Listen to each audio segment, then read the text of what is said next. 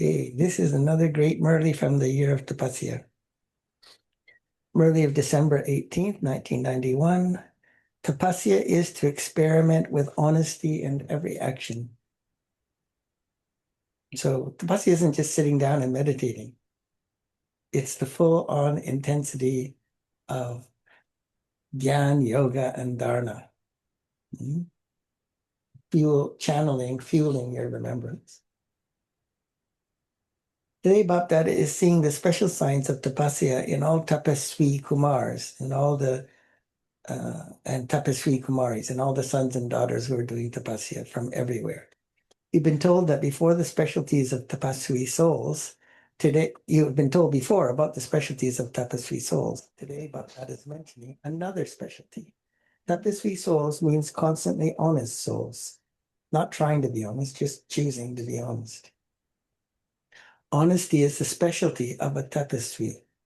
So direct correlation between weak yoga, lack of honesty, which we know is you have trouble in yoga if you're not following Srimad, right? Today, Bapdada is mentioning it. Baba says, an honest soul is a soul who is honest in following Srimad in every action. Forget most of them, some of them, every action. Then you're having good tapasya. Honest means faithful as well as honest. You're not honest if you don't have full faith. Okay? Honest in following Srimad, that is faithful. So this is telling me what it means to love God, what it means to be honest with God, what it means to have full faith in God. Everyone wants to believe they have full faith, but if they're not honest, how can they say they have full faith? Honest souls automatically take every step according to the signals of Srimad. They don't decide without first considering what Srimad say.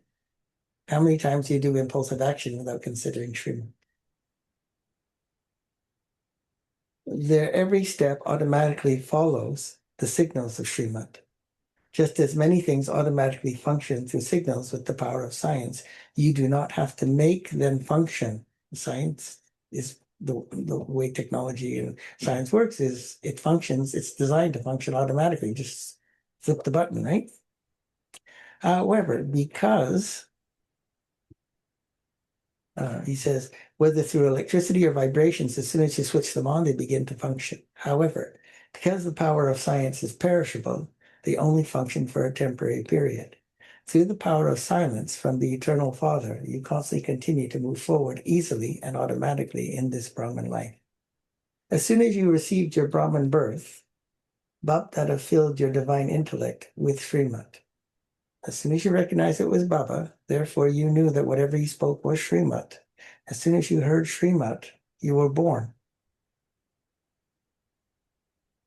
So the first sign of being honest is to follow Srimad accurately at every step, at every second.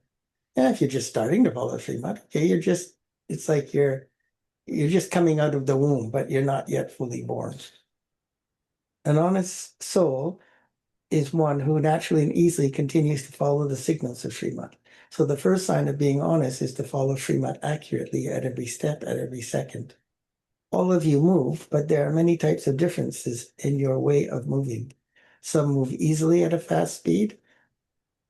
Why? Because those souls constantly, clearly have Srimad in their intellect.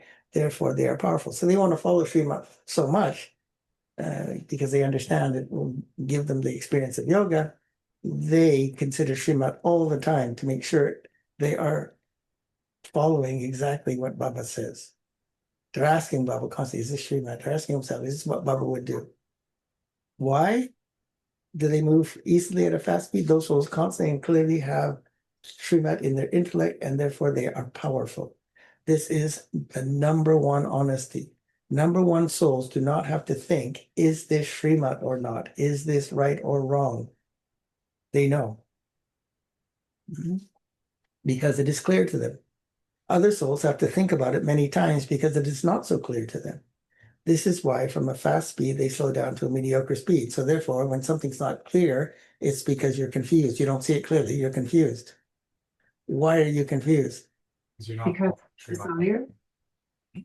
Because of desire being mixed into Srimad. Manmad is mixed into Srimad. Paramat mixed into Srimad. So therefore you can't see clearly. Therefore, you don't know Srimad right away.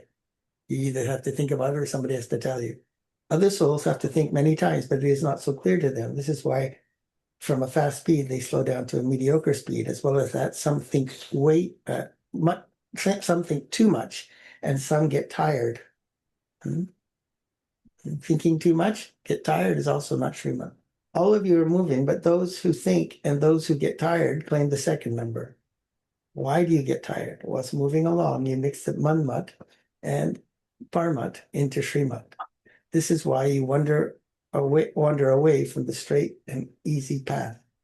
You mix ego of your own mind, you mix the opinions of others into Srimad, which is always desire. At what speed would they move? What would the result be? They would get tired and turn back disheartened.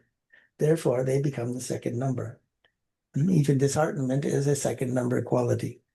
They lost many seconds. They lost a lot of breath. They lost all the powers, and this is why they became the second number. So one of the classes I was listening to this morning, the lost opportunity, the cost of lost opportunity. You can insure for that, right?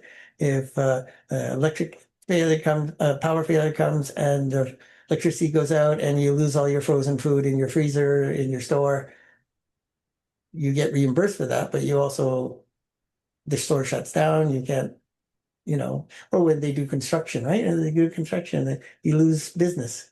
Insurance covers, you can buy insurance, it covers that, right? Lost opportunity. Do not become happy as you are moving along anyway. I'm saying, oh, I'm happy, I'm moving, I'm progressing, but check both your ways of moving and your speed of moving. So do you understand what honesty is? Yeah. Procrastinating, going slow, lackadaisical, careless. This is not honesty. Another sign of an honest soul is they will never waste any of the treasures. No, treasures are the things that Baba's given you. It's not just a question of physical wealth or treasures, so not to waste Baba's money, but to have also received many other treasures. Honest souls will not waste the treasures of the confluence stage for even 1 second. You only waste when you consider something Yours. to be yours. Because each second of the confluence age is greater than 1 year. Just as 8 annas of physical money of a poor person is equal to 800 rupees. Why? Because the love of an honest heart with which the 8 annas are filled is greater than 800 rupees. In the same way, each second of the confluence age is so valuable because you can accumulate multi-millions in each second. To lose a second means to lose the time in which you earn an income worth multi-millions. Yeah, lost earning opportunity. That's what's wrong with waste. Wasting time, lazy, careless, not being accurate. Sometimes class, sometimes not. Sometimes I'm available, sometimes not. All of this is waste and lost opportunity. Similarly, they will not waste the treasures of thoughts. Now, you can say, well, yeah, but I'm not doing so badly. That's what he's saying. Oh, I'm moving along. No, lost opportunity. The attitude that it's okay for you to allow yourself to lose fortune is a low self-esteem problem. That means you don't respect yourself. You don't respect your wealth, your time, your energy. You don't respect the time period of what this period time is for. All of that is what causes you to waste, right? To lose a second means to lose the time in which you could earn income worth multi-millions. Similarly, they will not waste the treasure of thoughts, the treasure of wealth of knowledge, the treasure of all powers and all the virtues. So why are you confused about anything? Don't know how to keep a balance of anything? You can't see. Why can't you see? Fear and desire. Fear and desire, influence. You can't be influenced unless you have fear and desire.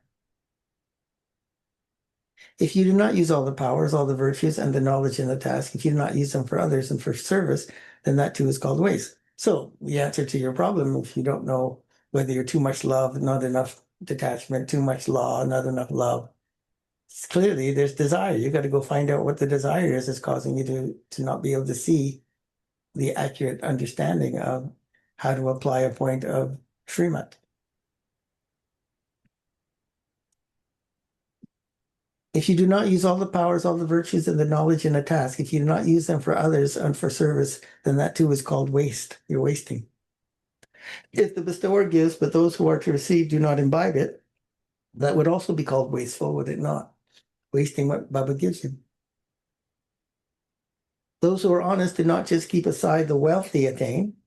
The sign of an honest soul is that he increases those treasures. They don't waste time. They make the most of it, and they're reinvesting what they're saving by paying it forward.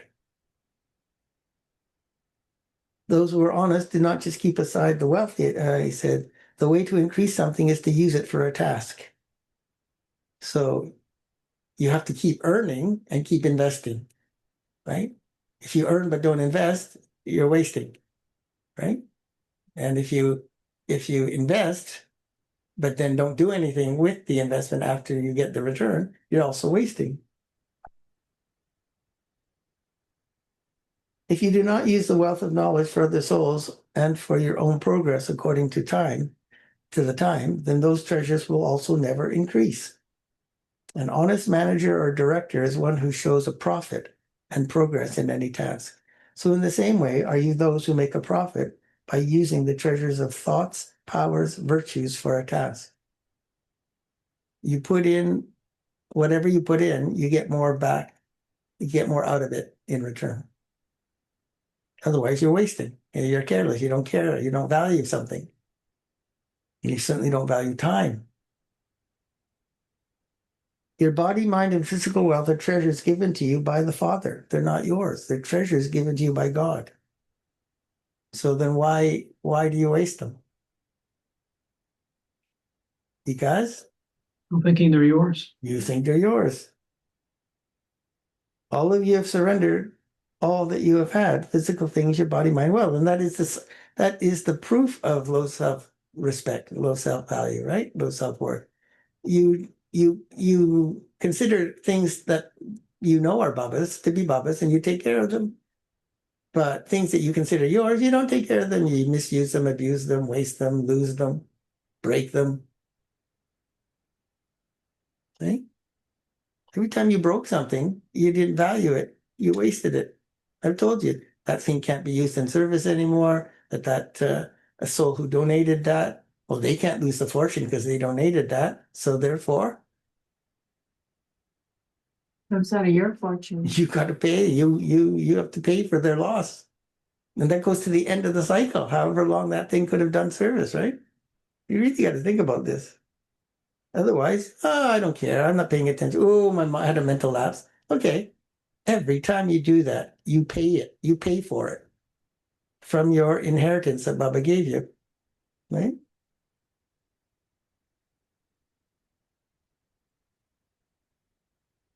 All of you have surrendered all you had, physical things, your body, mind, wealth. You had the thought, sab kuch tera, everything is yours, capital Y, Baba.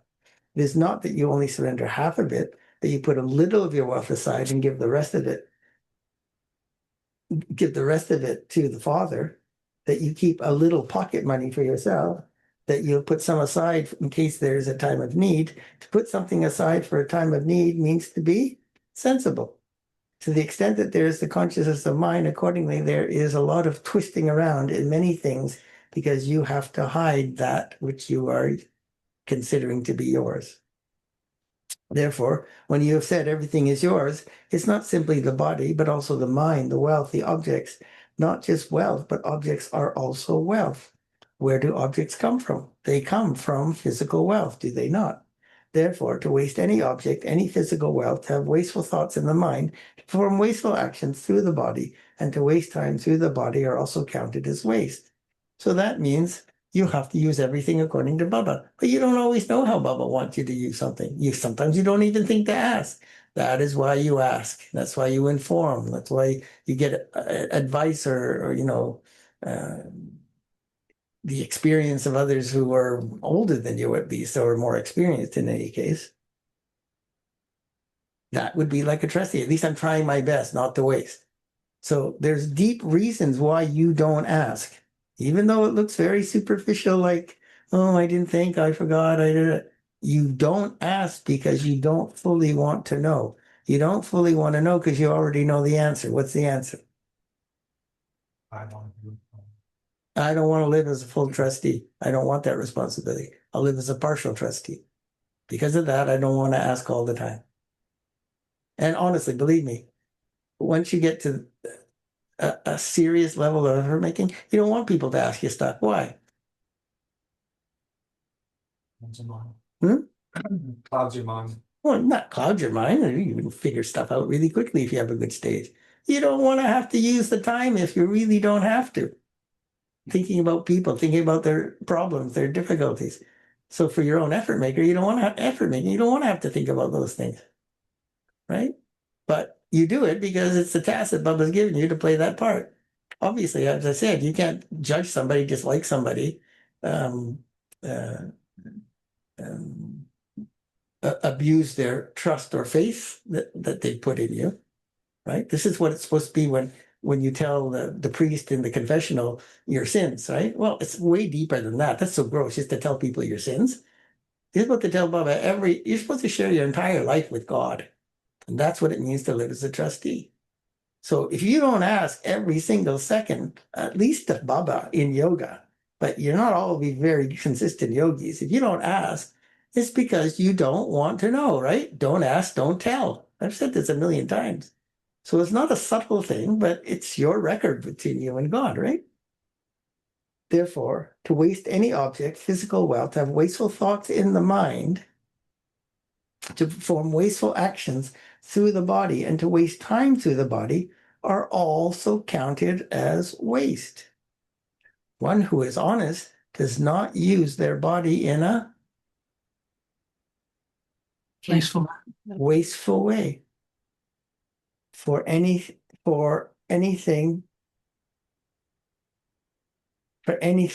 does not use the body in a wasteful way for anything wasteful. He does not even use his thoughts for anything wasteful. Wherever you live, whether in the household, in a center, or even in Madhuban, everyone's mind, body, wealth all belong to the Father. It doesn't matter if you handed it over physically or not. It's not yours. So you're supposed to live as if it's not yours. You don't have to bring all your stuff to the center. Where the heck would we put it? But you do have to live as if it's Baba's. So then you have to take care of it. And that's why you should always ask how it should be used, right? But of course, you can only do that if you have full faith and if you are dedicatedly and surrendered. How else can you conquer the ego of I, me and mine? How do you conquer that otherwise? You don't live as if everything is Baba's, right? So whether Madhuban anywhere, your own home, everything belongs to the Father. Or do those who live in a household think they are not surrendered, so everything is still theirs? Because you live in a household, everything is yours? No, it's still Baba's. No, everything has been given to you in trust by the Father to look after. Honesty means never to misuse anything given to you in trust.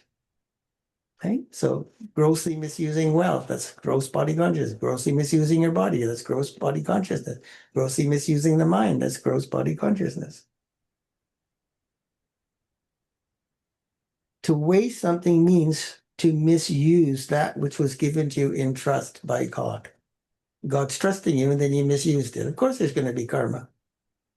So the sign of an honest soul is that soul will not misuse anything given in trust. Even time. Someone gives you time. Someone gives you answers to your problems. Someone gives you solutions. Someone explains to you, and you don't do anything with that. That's waste. You get burdened. You're wasting. You will not waste even a small object many times because of carelessness of your intellect or because of carelessness in performing actions through the body. Even small objects are wasted. Then you think, and you say, you don't deal with that you broke it, wasted, or lost it. You say, I didn't do it on purpose. It just happened. Right? Then you think, I didn't do it on purpose. It just happened. Just to let it happen means carelessness and waste. To let anything wrong happen is carelessness and waste, and thereby, from what he said, dishonest. Just to let it happen means carelessness, means waste, means dishonesty. Whether it is the carelessness of the intellect or of the labor, physical energy of your body, both types of carelessness create waste. So do not waste anything. Do not waste a thing. Do not waste anything. From one, let there be tenfold increase. People who can do that are people who don't waste. People who are really good at saving and investing and spending accurately, they multiply. Let there be tenfold increase, not even loss. Let there be tenfold increase, not that there should be any waste, but that are always refers to this with one slogan. What's the slogan? Greater glory through less expenditure. Less expenditure, greater glorification. This means to increase, and the other means to lose. An honest soul means who constantly uses the mind, body, and wealth in a worthwhile way. They're constantly checking, is this the maximum best use of time, energy, matter, the body, my mind, my thoughts? That's why they don't want to think extra. They value their thought. They value the use of their mind. This is a sign of an honest soul. A tapaswi means one who experiments with all the specialties of honesty in every action. It should not be that you say, everything is merged and I know everything. No, the meaning of tapasya and yoga is to use it for experimentation. If you do not use these specialties in your experimentation, then neither are you those who experiment prayogi, nor are you The yogi. yogis. But that has given you all the treasures for you to experiment with. The more you become those who experiment, means to apply and churn and practice, the more progress will be seen in those who experiment. If there isn't progress, it means you are not those who experiment. You stagnate and are stuck because you're not experimenting, you're not practicing, you're not applying. Many souls feel internally that they are neither moving forward nor backwards. They're stuck, right? They are as they always have been. Many also say they are very good in the beginning and they have had a lot of intoxication, but the intoxication has now decreased. Most are like that. Baba says, so their intoxication even decreased. And is that progress or is that something else? Is that the stage of flying? Or is that the stage of standing still? Or is it some other stage? Be ones who experiment. The meaning of honesty is that the soul progresses through experimenting. Can you not just hear the honesty and the truth of this? And if you can hear that, doesn't it make you happy even though you know you're dishonest? I mean, I'm not perfectly honest, and I just hear this. It's like my heart is being soothed just hearing the truth of what it means to be honest. And that's what fuels me to want to become that more and more and more and more, right? Until you finally destroy that ego's influence on your mind.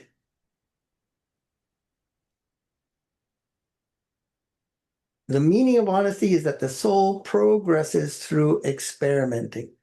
Means constantly working on yourself, constantly figuring things out, constantly coming up with solutions. Have you become those who experiment in such a way, or do you keep everything merged inside?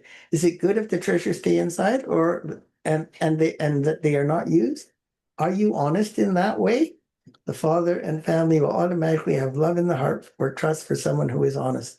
Because of their trust, they give full right to that one. A soul who is honest automatically experiences the love of the father and the family. So this is why I explained to you, whatever anybody, you get to follow anybody you like on this planet. You want to be a guru, a follower of a guru, be a follower of a guru. But what's the measure of whether your guru is honest or not? Srimat.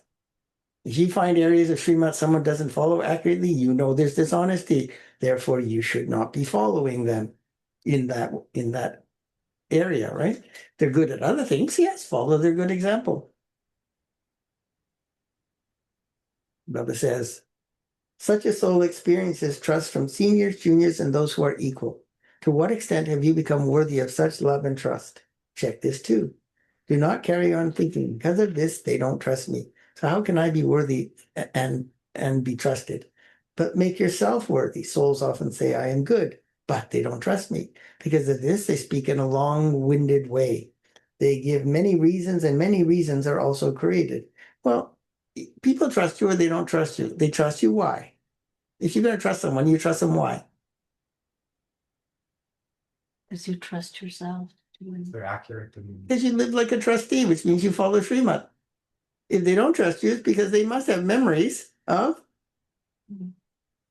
you not perfectly following Srimat. And then the other side of the coin is they don't trust because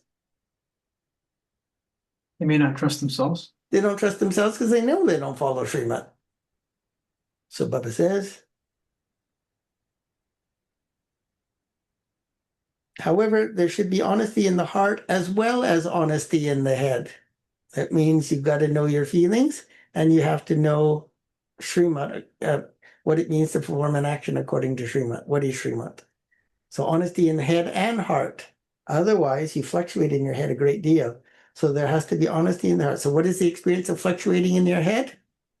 Your heart and your intellect battling it out for who's going to make the decision when neither one of them is clearly making the decision according to Srimad. If you're following Srimad, you don't fluctuate. So when there are all types of honesty, then even if there's a lack of trust, even when there's honesty, but there is still a lack of trust.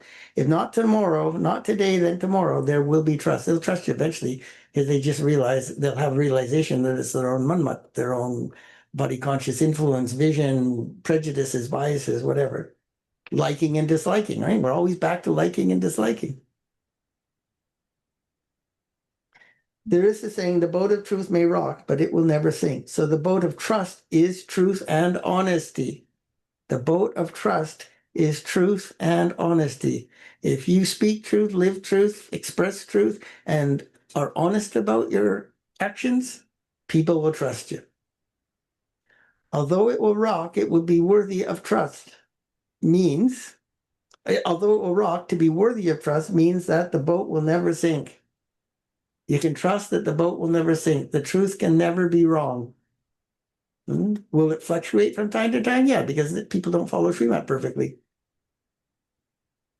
Therefore, with the courage of truth, you can become worthy of trust.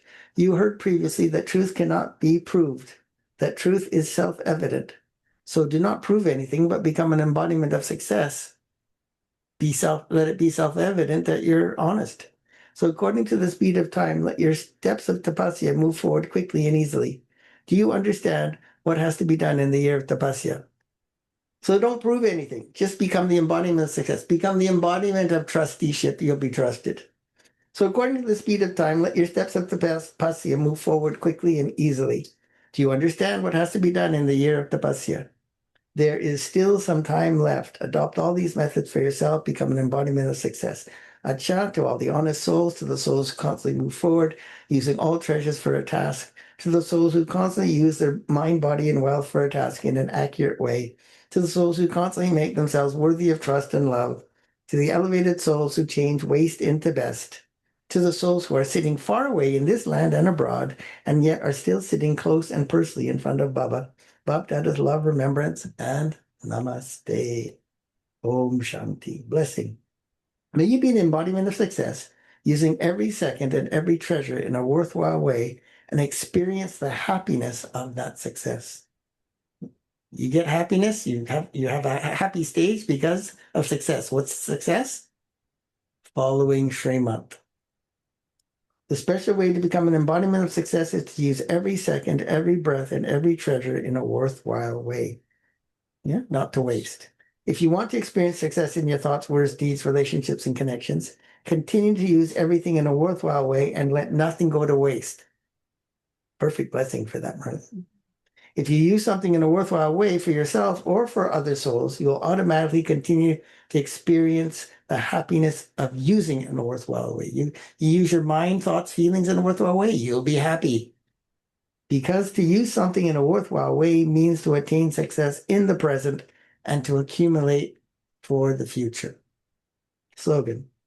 When nothing attractive attracts you, when nothing attractive attracts you, even in your thoughts, you would then be said to be in the stage that is Detached and loving. no, yeah, karmatit. So therefore you'd be near what? Near the stage of what? Equal to the Father. Karmatit precedes what? Perfect. Conquer. Perfection. You can be said to be close to the stage of perfection. Om Shanti.